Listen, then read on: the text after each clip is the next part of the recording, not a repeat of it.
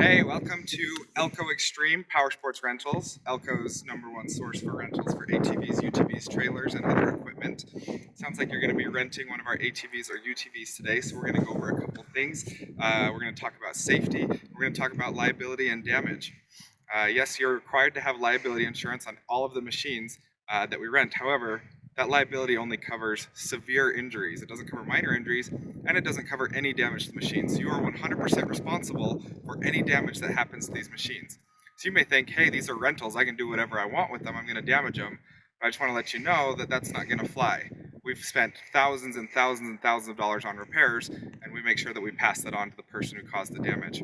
So don't scratch the machines, don't roll the machines, don't abuse the machines. These machines are not high-speed sand dune banshees. These are made for touring and exploring. You're supposed to have a good time on them, but this isn't about climbing steep hills and going fast. It's about having fun and getting to know the area. If you do that, you'll be safe, and we have a lot of fun trails and hundreds of miles that you can explore and have a good time without causing damage to the machines or yourself.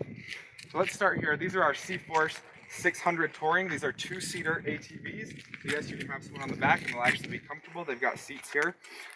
They're very simple to operate. They're all automatic. There's no shifting involved. We only have low and high gears. Most of the time you'll be in high gears unless you're climbing. So I'm going to climb on here and show you how it runs. So over here, you have the key slot. You're going to turn the key on, and then to start it, there's this red button here.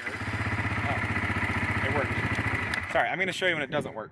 Right now the brake is not on. If you try and start it without the brake on, it's not going to work.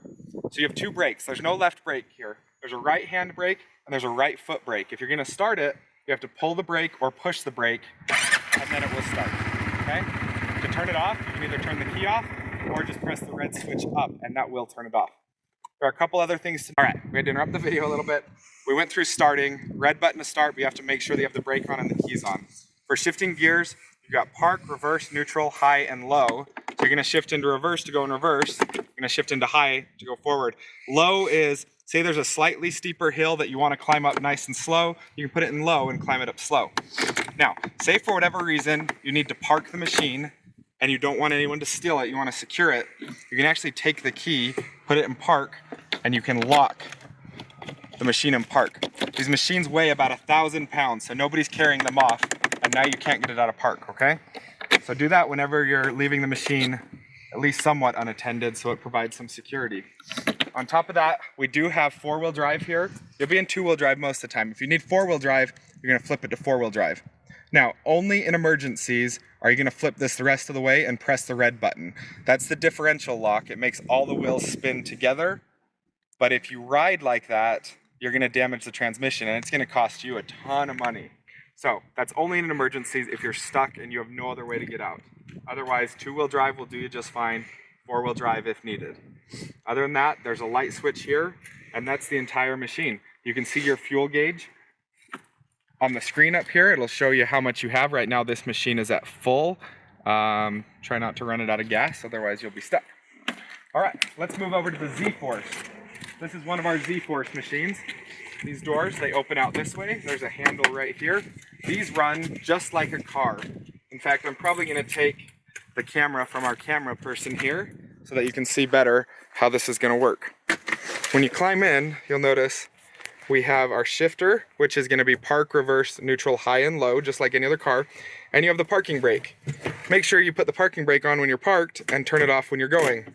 We had a customer leave the parking brake on, and guess what? It cost them a ton of money because they were driving it with the parking brake on, and they got to replace some rotors and brake pads.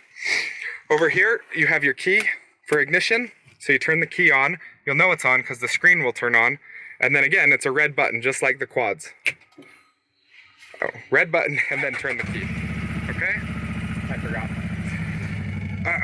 To turn it off, red button off and key off. Okay? There's a couple other things here. Here you have Eco and Sport. I would recommend running it in Eco around here. You should never need Sport because we're not going fast. That's how you get injured. That's how you cause damage to the machines. This is 2-wheel drive, 4-wheel drive, and differential lock. Again, don't use the differential lock unless it's an emergency. Otherwise, you'll break the transmission. It'll cost you a lot of money. There is a horn. It only works when the machine's turned on. There's high beams, low beams, and other lights there. You shouldn't have to worry too much about that. There is, in the event of an emergency, in the glove box, there's a controller. It's a wireless controller and a plug-in controller for the winch that's on the front of the machine.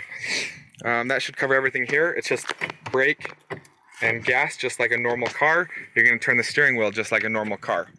Now, something to keep in mind, these machines look like I've said already several times, you want to go fast. You want to go cruising around. You want to go speeding around. You don't want to do that. You'll flip the machines. I have a buddy in California who rents machines who had a young kid driving with his arm out the side of the side-by-side like that, flipped the side-by-side and ripped his arm off. You don't want to do that.